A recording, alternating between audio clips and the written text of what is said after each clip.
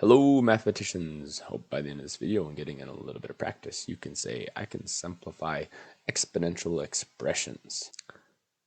Let's look at a few different examples in this video here. So we're given 20b to the power of -8 times r to the power of 9 all over, in parentheses, 5b to the power of 4 times r to the power of -5. And that quantity raised to the power of -2. So when we're simplifying our exponential expressions, we are going to come up with a final answer where there are only positive exponents. That is how we simplify these, okay? So I'm going to first apply the power rule down here. So this -2, we need to distribute this power into both the 5 and the b to the power 4 and the r to the power -5. And remember, when an exponent is raised to another power, we multiply them together. So we're going to leave the numerator the same. We're going to leave the numerator the same. So we had 20. So our numerator is going to stay the exact same as 20b to the power of -8 times r to the power of -9. And all that we're going to do is we're going to distribute this -2. So it's going to be 5 to the power of -2. I'm going to leave it as that for now, okay? And then times b to the power of -8 times r to the power of, now it's going to be +10. -2 times -5 is +10. Okay, so that's our first step here. So we distributed that -2 in. Now what we're going to do is, I think an obvious thing here is that we have b to the power of -8 here and b to the power of -8 here. Well, they're both raised to negative exponents, so if we wanted to, we could write b to the power 8 and b to the power 8 and swap them around. But we see that they have the same base, they have the same exponent, so they're actually going to cancel each other out. Those are gone now. That leaves us with 20 times r to the power of -9 over 5 to the power of -2 times r to the power of 10.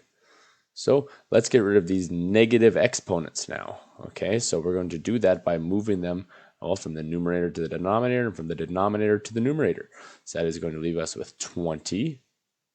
And in the numerator now is going to be 5 to the power of -2 times 5 to the power of +2, actually, and all over, and r to the power of 9 is now going to go to the denominator. So we got r to the power of 9 times r to the power of 10.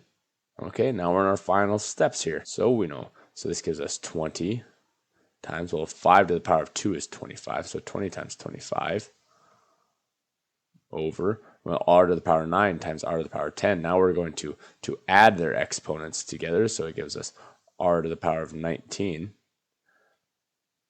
And now final step, let's just multiply these two numbers together. So 20 times 25 is going to give us 500. I think 2 times 25 is 50, add an extra 0.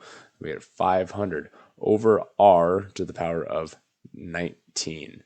And this is going to be our final answer. This right here is going to give us our final answer.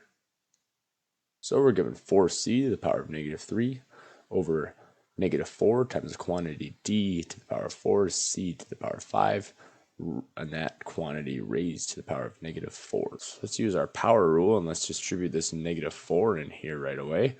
That gives us 4c to the power of -3 over -4 times d to the power of -16, so we distributed that -4 in here, c to the power of -20. And there's a few different ways we can go about simplifying it from here. I think the most straightforward is that we see that there's a 4 up here and a 4 down here, so they're actually going to cancel each other out. Okay, so those are gone now. And we see that there's still this negative symbol right here. Let's not forget about this negative symbol, okay? So there's a negative symbol in just the denominator, not in the numerator. So we know our answer is going to be negative. So let's just move it out up front. I think that's the most straightforward way of doing that.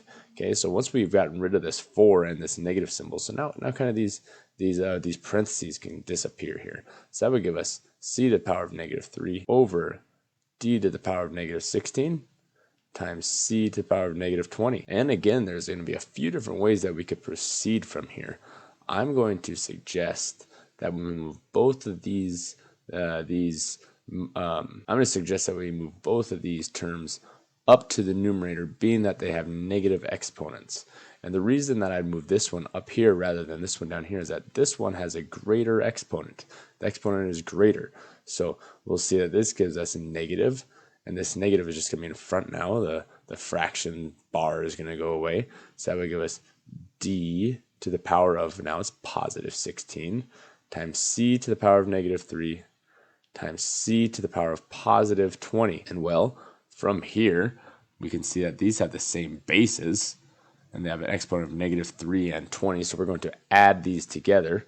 So we would get negative d to the power of 16, that doesn't change, and negative 3 plus 20 is 17, so this is negative d to the power of 16 times c to the power of 17. And this is going to be our final answer. So that is it for a video. After watching this and getting in a little bit of practice, you can say, I can simplify exponential expressions.